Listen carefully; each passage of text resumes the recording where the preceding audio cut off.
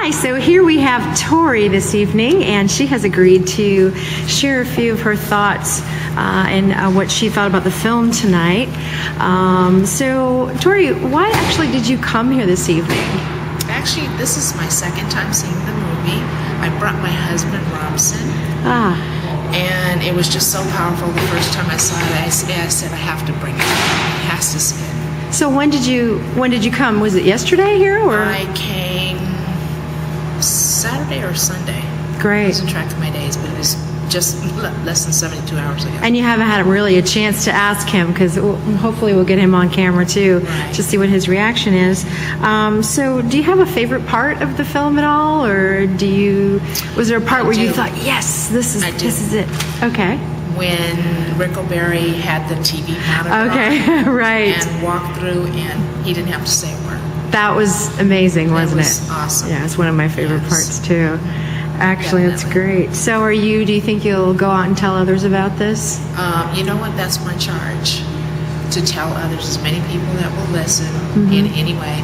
And there were some suggestions on how to do that on Twitter, Facebook. Oh, great. Any way that I can communicate.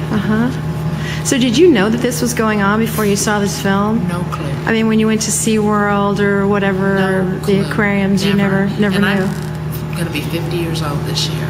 And so I grew up with Marineland and Palos Verdes and SeaWorld and all of the what we think to be wonderful opportunities for children to see and learn about the ocean, and and the animals in the ocean. And I had no clue. And they look so happy out there too, flipping around, don't they? Yes. Yeah. So this kind of gives us the inside story on all of that.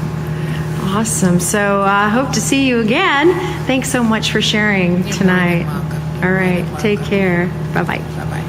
So we have Tori back again because we started a conversation, and I asked her a couple juicy questions, and she has some really great answers. So the first part is, well, go ahead and tell me what you were telling me right there so you don't forget. Okay. Well, what happens is, I, as a person of color, I have a different lens maybe than someone that is not a person of color. And so when the International Whaling Commission, IWC, was having their conference, and the different people from all the different countries, and they were showing who was being bought off, they looked like me.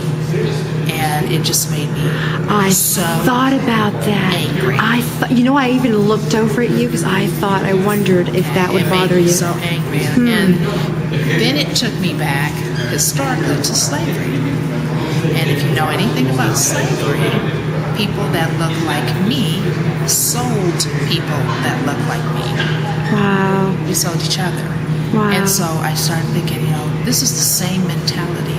Anything for $1. And you don't even know what's going on. Gosh. And how ignorant. So the hope was that one of the countries, I think it was Dominica, had pulled out, at least pulled out of supporting Japan. Exactly. So that gave me, some hope. Yeah. And hopefully if our country is, against this, and that, everyone has a right to do what they can do to take care of themselves, as long as it's not at the expense of anyone else or animals, or, the cruelty and those kinds of things are intolerable. Exactly. Intolerable. Irregardless of the country of origin, irregardless of the color of the skin, those things should be stopped. And so when irregardless of the type of being that it is as well. Whether it's human, exactly. Or animal.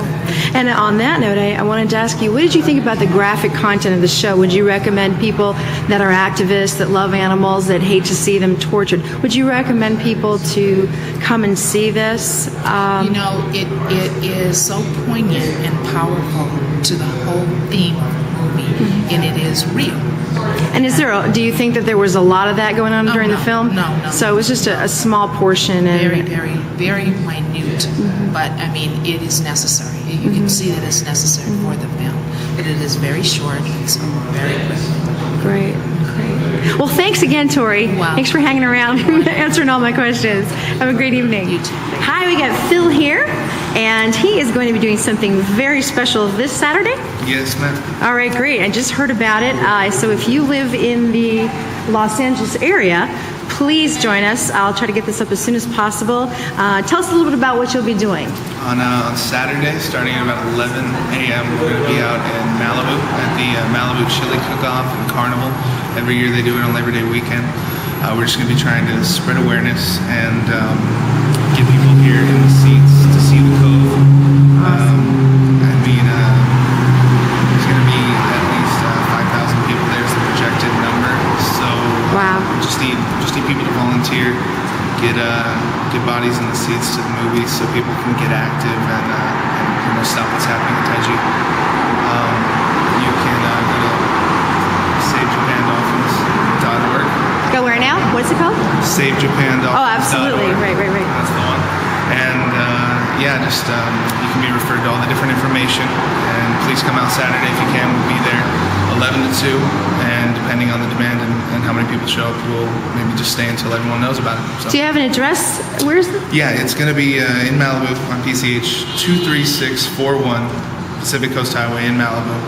And it's a gigantic, expansive space, so just show up. I'm sure you won't be able to miss us. We'll be right at the front gates, hopefully with some shirts and signs and something to identify ourselves. Okay. Great. Thanks so much, Phil. Have a good night.